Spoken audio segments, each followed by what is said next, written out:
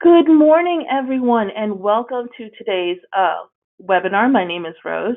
Welcome to everything you ever wanted to know about investment property loans. Now, before we get started, just a quick thing. If you have questions throughout the webinar, that's perfectly great. Just go ahead and use the questions little function to submit your questions as you think of them, and we will go ahead at the Q&A section address as many as we can. And if we are short on time, we'll make sure to follow up with you and make sure that all your questions are answered. I see a lot of people still logging on, but out of respect for everyone's time, we're going to go ahead and get started. So today's speaker is Rick Harway. He is our regional sales manager. Rick, go ahead and take it away. Great. Thanks, Rose. Really appreciate it. We're going to cover a number of different areas today. Obviously, the primary focus is going to be discussing investment properties and how to help expand your business by reaching out to and building relationships with borrowers that are interested in purchasing investment properties. Before we do that, though, I wanted to touch on a brief history about LendSure so you have a little better understanding of who we are and what we're about. We're going to walk through some of our investor loan income calculation methodologies that we think are unique in the marketplace and will give you more buying power for you and your clients. Again, that advantage should be able to give you the opportunity to be able to expand your pipeline.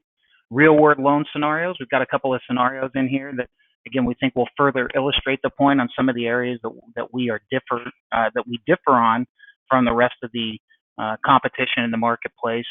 And then investor cash flow products. We have a handful of different products in there. And obviously, we'll open it up for question and answers at the end of the presentation. So moving into the next slide, Rose. So a little bit about us. We are headquartered in San Diego, California. We were founded in 2015. We happen to have regional centers scattered throughout the country in Ohio, Rhode Island, and Georgia, and potentially expanding beyond that down the road. We've done loan securitizations in both 2017, 18, and 19, and potentially looking to do a second securitization later this year. Have a highly experienced management team and currently lending in 37 states and growing. So, we have a very comprehensive coverage throughout the country with very unique product offerings and some of the more dynamic products out there in the marketplace. Speaking to that, specifically what we do is we transition to the next slide, Rose. One of the areas that we really excel in are alternative documentation loans, or as I like to say that I believe that we have the most dynamic bank statement or alternative income documentation program in the marketplace today. Most of our borrowers are of what we would classify as conforming credit-worthy lenders. Our average FICO score is over 700, and our average loan to value happens to be below 70. Just to further clarify some of the types of products that we do not do, we don't do conforming, i.e. Fannie Freddie loans, certainly anything of the government nature, FHA, VA, USDA, or anything like that. Those are programs that we do not touch. So again, we're going to be your just miss conforming lender, typically with the ability to go all the way down to a 500 credit score. Moving into the next slide, Rose. To talk a little bit more, just briefly, about the types of loans that we're closing and give you some of the characteristics of one of our securitizations that we've done over the last couple of years. Our average credit score of our 2017 securitization, which was $141 million. The score, as you can see here, was just over 700. The average loan to value was closer to 65 LTV. Almost 60% of that business was of the bank statement variety, whether it be 12 or 24 months. We did a little over half of that business was also purchase money. Close to 80% of it was non-owner occupied. So again, various types of investment properties. 20% of that was specifically investor type loans. A lot of the loans that we'll be talking about here today. And then 65% of that business would be considered just missed. Conforming, or we want to go back to the early 2000s, Alt-A type business.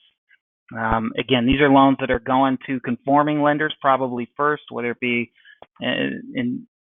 incorporate any of your major lending institutions in here, and they're not able to get approved there because they probably don't have the ability to document all of their income, or they have significant write-offs on their taxes, but they actually cash flow significantly more income month to month. Those are the types of borrowers that we're specifically looking at. So as we move into the next slide,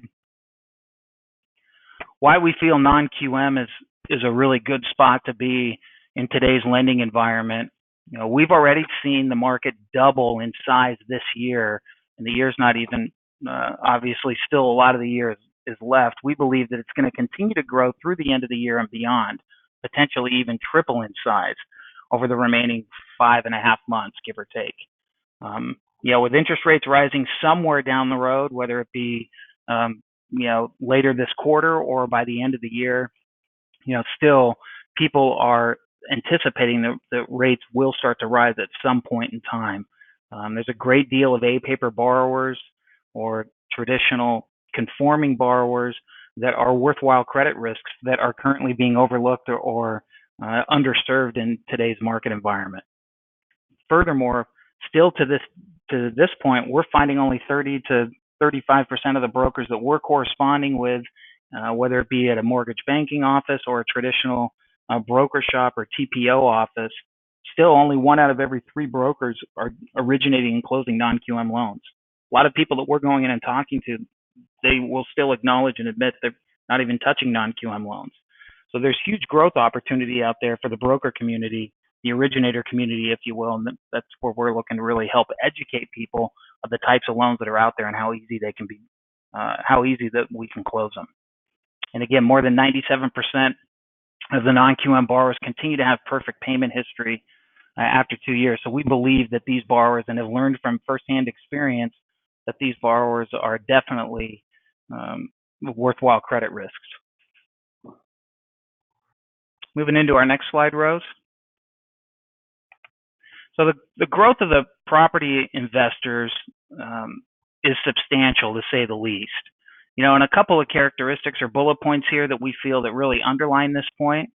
The buyer market is young, and a lot of buyers that are out there today, speaking to many of the millennials that might be out there, are not interested or don't have the ability to qualify for a home purchase on their own. They might need to lean on the ability to do it as an investment property or non-owner occupied property so that they can debt service the loan. In a lot of markets, there's not enough single detached homes available to be able to buy. So people are considering looking into investment type properties, whether they be multi-unit or condos, etc. Again, one of the other characteristics specifically with the millennials or folks that are more career minded and not really interested in looking to buy a home right now. They're more focused on advancing their careers. Now, a lot of buyers too, we're finding in working through these with a lot of folks, won't buy due to mortgage financing restrictions. Either they're just running into, they can't get approved for loans, and they're looking towards these types of alternative loans to be able to expand their wealth through real estate. And then again, a lot of folks too, with millennial buyers, are specifically looking at purchasing homes in urban neighborhoods with walkability to large downtowns with lots of entertainment and or restaurants that they might be interested in participating in. What does all this mean as we transition into the next slide? Is that in short, property investors usually just don't stop with one property. They typically will look to purchase multiple properties and expand their wealth through growing their schedule of real estate. So by developing a relationship with one person or one prospective buyer, if you will, it could turn into multiple loans and become a consistent revenue builder for your pipeline by looking to expand into this area of the market. It can be a real home run, that's for sure. So transitioning to slide 10. One of the things as we go through this that we've come to realize, we offer 3 different income documentation types when looking or entertaining these types of loans. Certainly, first and foremost is going to be your full doc option. And and this would be traditional full doc, but some of the things that we do that are different. We'll go into more detail about this later in the slide deck. But just to touch on it briefly, we look at net rental income losses differently than everyone else in the marketplace. Most folks are going to be deducting net rental income losses from the borrowers. They're going to be adding it as a line item on their expenses. So they'll add it in there as if it's a car payment or another mortgage, what have you. We're going to be deducting the net rental losses from the borrower's income. And we have an example further in the slide deck that'll further illustrate this, but the impact on the borrower's debt-to-income ratio is substantial. The end result is, in short, is that it's going to give your borrower much more buying power and the ability to be able to purchase more properties as well as larger properties, all of which is going to generate more income for them and for you as well. So it's a win-win all the way around. Moving into our bank statement products, we have the ability to offer the most dynamic bank statement income calculation tool in the marketplace on two fronts. Number one, first and foremost, we have the ability to use multiple accounts and blend potential income together if your borrower has multiple sources of income. And number two, this is equally powerful, is we possess the ability to be able to offer a variable expense factor when calculating bank statement income. We can go as low as 10% on our expense factor, which is significant when compared to what the competition is doing. A lot of our competitors can go down to maybe 25%. A number of them are using a one-size-fits-all approach, typically 50% expense factor.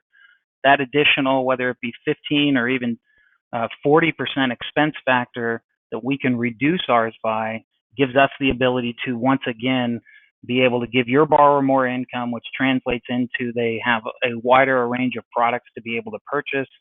And again, bigger loan sizes mean more commissions for everyone and more revenue stream for the borrowers as well once they secure that loan and able to close the transaction on that investment property purchase. And certainly, last but not least, is our DSCR product, our debt service coverage ratio. Working from left to right on this, we're going to have the most attractive pricing is obviously going to be on our full doc variety.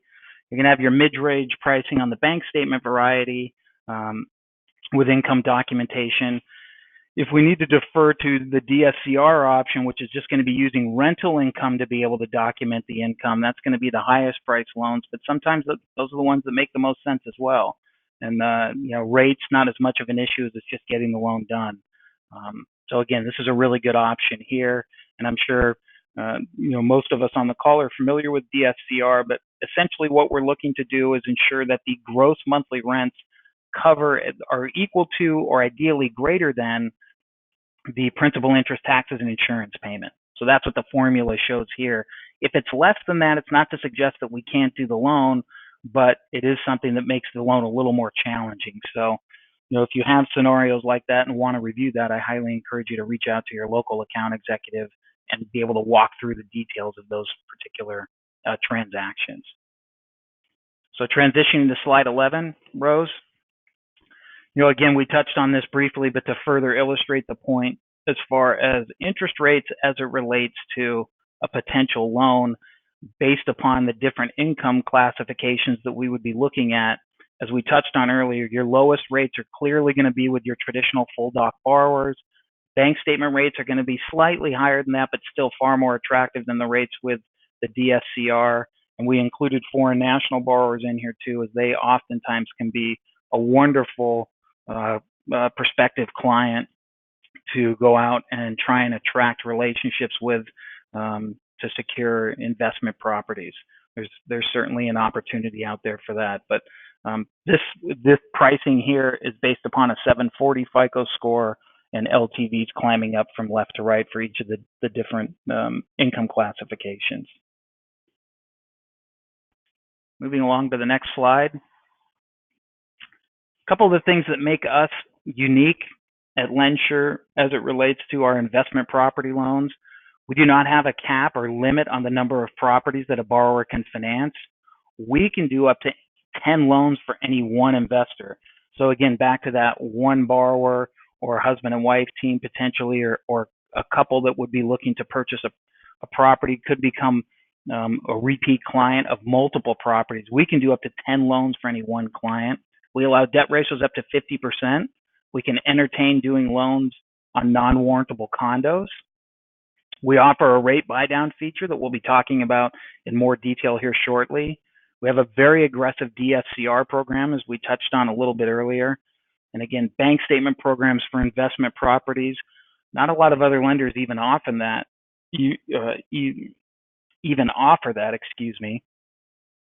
And then to further illustrate the strength of our bank statement program with the dynamics that we talked about earlier, that could be a really powerful combination when going out to target realtors and or prospective investment buyers. And then again, last but not least, we also offer an interest-only option on these loans as well to help keep the monthly expenses down with their monthly payment and increase positive cash flow for the clients. And specifically, as we move into the next slide, looking at the differences between conforming lenders that you might be looking to take these loans to and what we can do at LendSure to try and expand your product offering to your prospective clients. Most Fannie Mae lenders are going to require that they're going to limit the number of properties that the borrower can finance. We've done a number of loans with people that have well beyond 10 properties. Again, we don't put a cap on that whatsoever. Their credit score requirements are going to be significantly higher than what we would be able to do. Generally speaking, it's about 720, where we have the ability to do as low as 620 on the DSCR program and go as low as 500 credit scores on bank statements and traditional full doc income. Again, income documentation, their Fannie Mae is only going to be able to do loans with a full doc variety, leveraging the Schedule E and comprehensive tax returns. We can offer that too, but we can also do 12 and 24-month bank statements as well as the DSCR product, as we've touched on.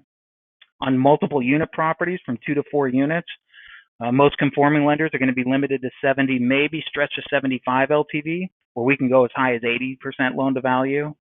Just touching on the last few items here, they will not allow conforming lenders, won't touch non-warrantable condos where we can, and do consistently close loans that are in a non-warrantable complex. And then last but not least, we have the ability to close loans in an LLC or in a trust where, again, the conforming lenders, most of them are not going to be able to do that. So those are going to be some differences there where if you run into one of those issues, you would want to consider us potentially as your first option there in an effort to try and help you close those loans. Moving into the next slide, Rose. Our expanded approval product gives us a lot of different options here and more flexibility. So again, full doc, and we can do 12 or 24-month bank statements. Investor loans, we can go as high as $2 million. We offer a number of different terms here. We can do a traditional 30-year term, either with a 30-year fixed or through an ARM product, 5 or a 7/1 ARM. We can also offer an interest-only product on a 7/1 ARM, or we offer a 10-year interest only on a 40-year term, and then the remaining 30 years of the term converts it to a 30-year fixed product. For a number of our investors that are looking to, acquire a large, healthy schedule of real estate, the 10-year product on the 40-year term is something that's very, very attractive. So if you do have any questions about that, again, I highly encourage you to reach out to your local regional manager and or account executive to be able to review those. And last but not least, certainly our pricing, we find it to be very competitive. We try and keep tabs on what the competition is doing and make sure that our pricing is right in line with where they're at. And we feel that we certainly can provide those types of pricing options. Moving into the next slide. As far as rental income calculation, we touched on this a little bit earlier. So, the way Fannie Mae is going to look at calculating net rental losses is that they're going to add it to the borrower's total monthly payment obligations. Where at LendSure, what we do is we deduct it from the borrower's income. And if we click on to the next slide, the illustration here will show you this through a short video that, Rose, I'll let you go ahead and introduce the video. All right, thanks everyone. Before I get started, I want you to please indulge me and forgive the sound quality. So you may have a little bit of a technical glitch, but the video should play properly. So if you'll just give me a moment.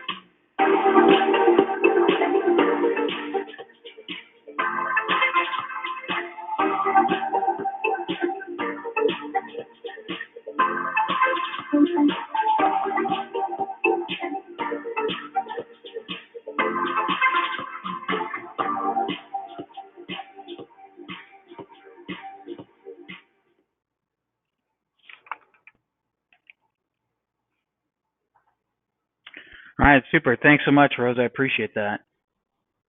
One of the other areas too, as we click into the next slide, that our expanded investor product can really help provide some unique product offerings to help your prospective borrowers be able to secure financing on investment properties is through our DSCR loan, or a debt service coverage ratio product. This is strictly for cash flow properties, so we can offer loan amounts up to $1 million. Non-warrantable condos are again permitted. We do offer a rate buy down feature, which is available, and we'll be covering that in more detail in the next slide. But the way that it basically works is we're going to take the gross monthly rents and divide that by the monthly PITI payment and come up with a percentage, or a ratio, if you will.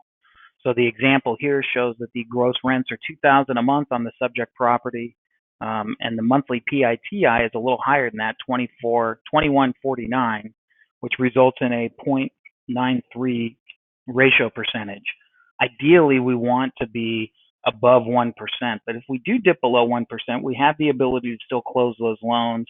Typically, it will come with a slightly higher reserve requirement, as noted here in the final bullet point, of 12 months reserves. Prior investor experience as well, with a minimum of 2 other properties. So just some things to keep in mind. By no means do we want to shy away from those ratios when they dip below 1%. If they're above 1, it becomes much, much easier to be able to close those loans. This might be a good option too for a first-time investor, but please keep in mind that if we do have a first-time investor, we're going to be limiting the LTV. We're certainly not going to be able to go up to the maximum LTV, but still a viable option here for a prospective investor. So some real exciting things to be able to think about. And then to talk a little more detail as we move into the next slide about the ability to be able to buy down an interest rate. One of the things that we can do here at LendSure with all of our products is we offer the opportunity to be able to buy down the rate, and then finance or stack, as we call it, the cost affiliated with or associated with buying down the rate. So here's an example of a $500,000 loan amount at 75 LTV. The base rate, or the initial rate being offered, is at 6 3/8. The buy down would be 1%. Maybe the borrower, in order to be able to qualify, or just their appetite, won't allow you to offer them a loan above 5.5%. we would have the ability in this example to be able to buy the interest rate down by charging 2 points. And instead of doing the original loan amount at 500,000, we would do the loan amount at 510,000 and stack those 2 points on top of the loan amount.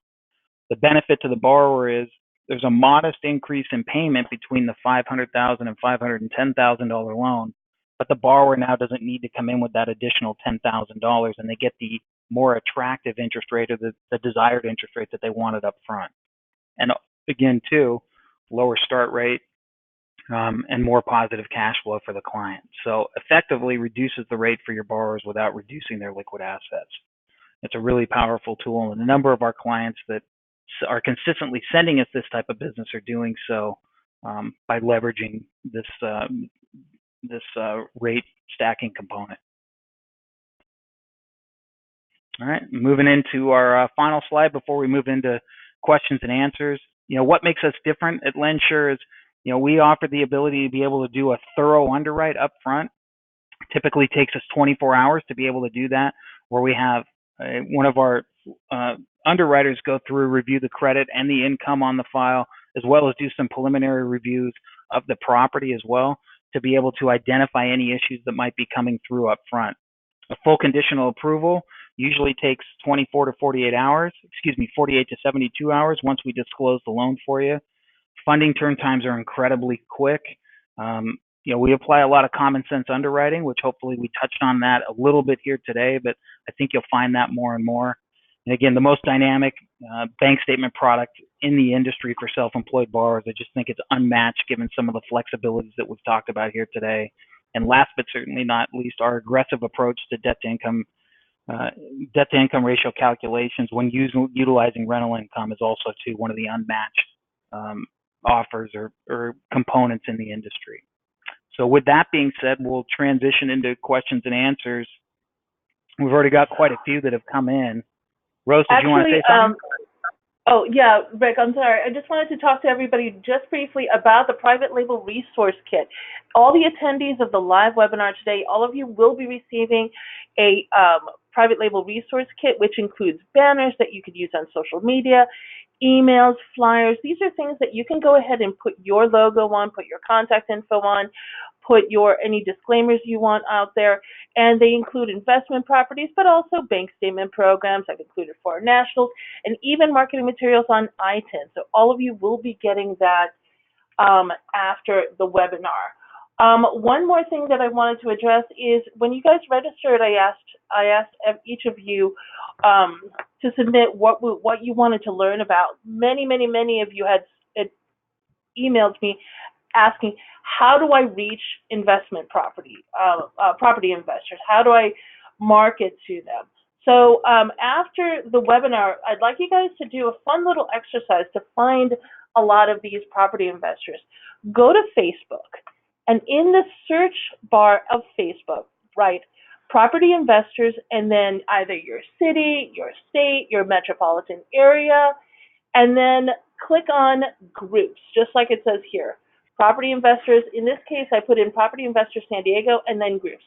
And as you can see, there are a number of different groups that you can join. These are all active property investors who are actively looking for solutions. So you can not only sell to this group, but you can contribute. If someone has a question about financing, you can go ahead and answer that question. You can let them know about the different options that are available to them. This could be a really powerful resource and could lead to a number of great connections, building relationships with your local community, and it can help fill your pipeline down the line. So with that, we're going to go ahead and start with the questions and answers. First, I wanted to introduce Steve Moloff, who's here. He is our Director of Underwriting, and he's here to help with the Q&A. Also joining us is Todd Harris, our National Sales Director, and he will also be joining us in the Q&A. Now, Rick, I understand you had a couple of questions, and I've got a ton of questions here from the webinar. Super. Yeah, I'll go ahead and tee up the first question that I got and then hand it over to you, Rose, given the questions are coming in live. So the first one that I've gotten up, maybe Steve, I'll turn this over to you, or I can answer it if you prefer. But sure. Do we offer short-term bridge loans and/or flipping options? Seems to be a pretty consistent theme of questions that I'm receiving. You want to go ahead and field that?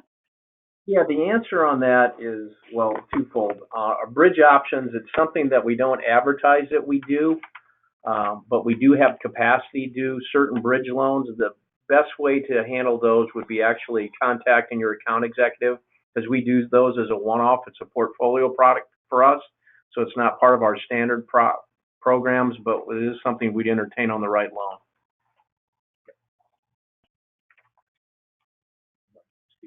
Super. Thanks, I appreciate it. Rose, any other questions?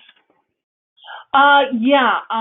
Does LendSure work with / allow 1031 exchanges? No, that's a good question. Yeah, we see 1031 exchanges all the time. So we can do those on pretty much any platform as related to the non-owner, including the DSCR product. So I'd strongly encourage you to send in 1031s. Obviously, we look for a safe harbor company that's holding the funds, but not unusual for us and have done a lot in the past. Okay. Can we stack the points cost along with the 2.5 broker fee? In the right scenario, we can. Yeah. So yes, it depends on the loan to value that we're at. The lower the loan to value, the more we can stack. I don't want to get too detailed on a phone call, but again, if you call your account executive, they can walk you through it and get you a price quote on the spot. Okay. Is your investor loan available on properties with more than 4 units? Unfortunately, ones over 4 units are considered commercial by everyone in our sector, and it's something we can't securitize as residential. So we are limited to 4 units. Okay, great. And then how do you decide what the gross rent would be?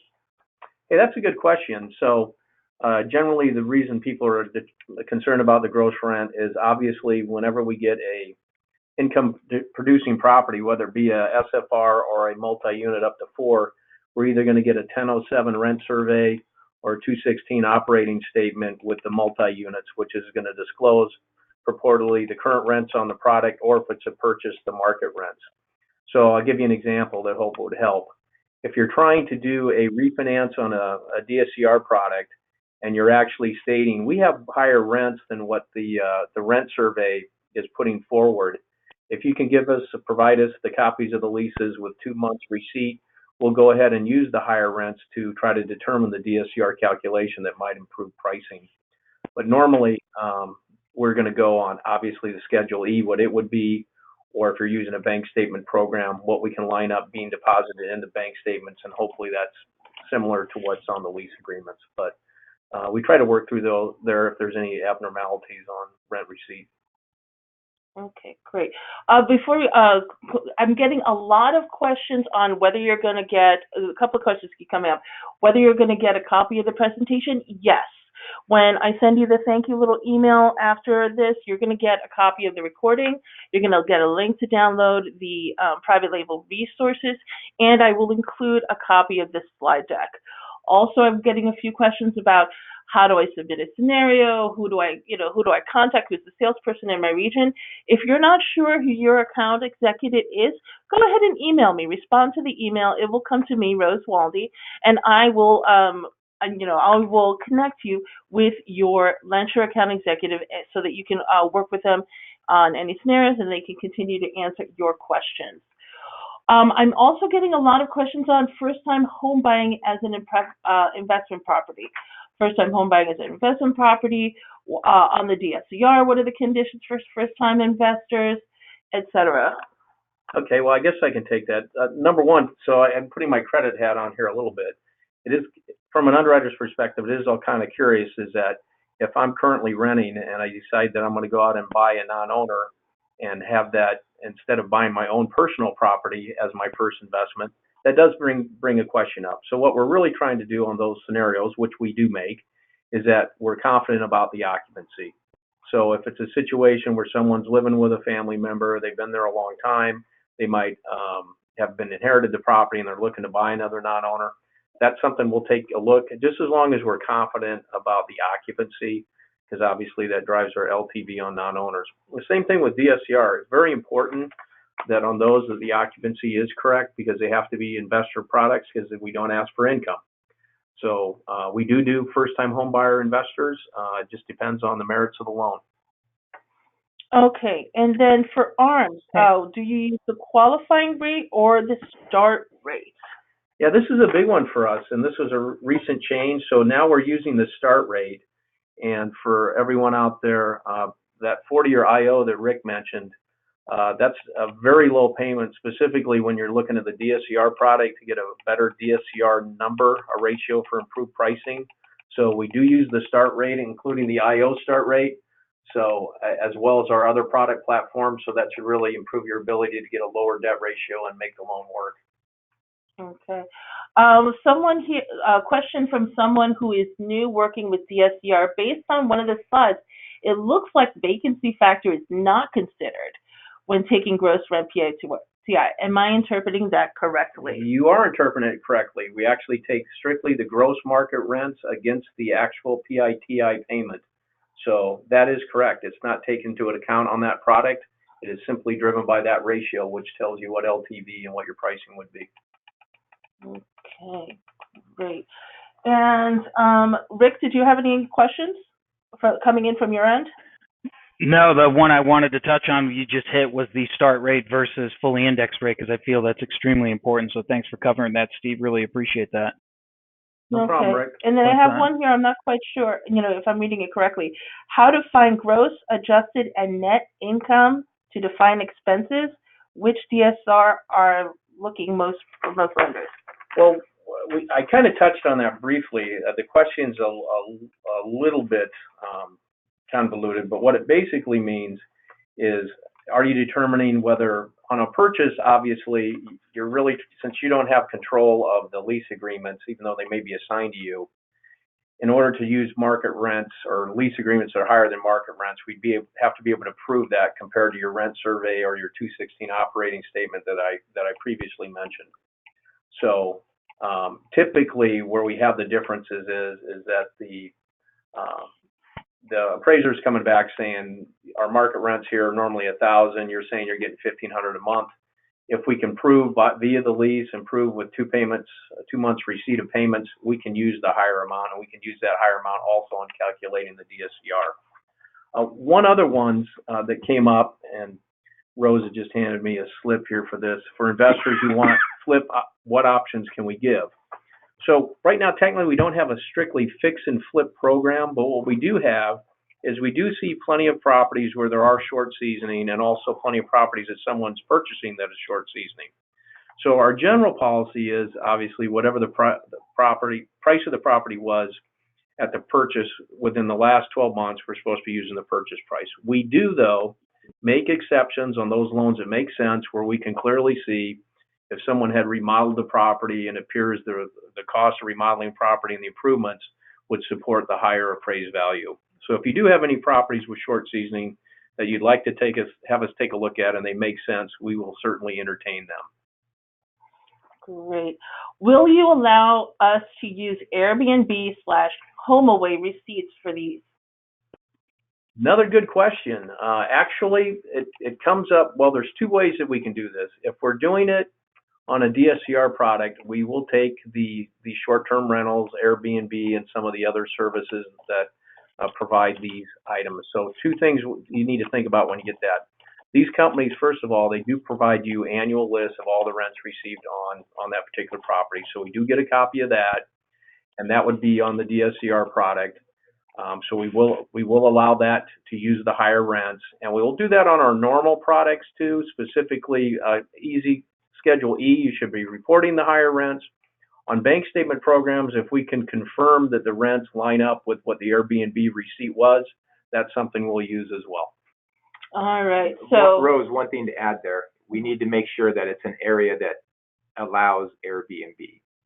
So there's some cities now and some HOAs that have specifically not allowed Airbnb. So I just don't want to see someone get tripped up when they're trying to go down the road of purchasing something as a DSCR, only to find out that it's not allowed for Airbnb usage. That's a good point, Todd. And something, just a little side note on a live loan on that. Recently here in San Diego, the owners of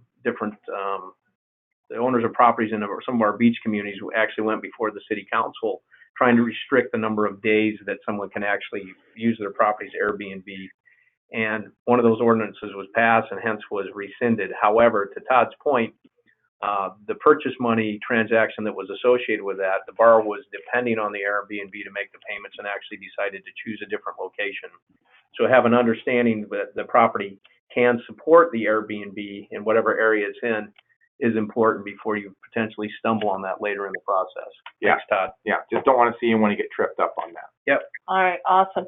So I'm getting some questions with very specific scenarios. So what I'm going to do is, if you could email me those specific scenarios about your specific loan to me after that, just reply and it should get to my inbox. I'll make sure that those are addressed so that, we can make sure to address that.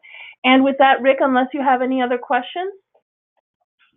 No, not at all. I greatly appreciate everyone attending and taking time out to visit with us and learn a little bit more about our product offering and helping you grow your investment clients. And hopefully you found this to be extremely helpful. So really appreciate it. All right, wonderful. Thank you, Rick. Thank you, Todd. Thank you, Steve, for joining us today. And again, if you have any questions, if you want to touch base with your account executive, just email me, Rose Waldy, rwaldy@lendsure.com, and I will connect you with the appropriate person. Thank you, everyone, so much for joining us today. Have a good day, all.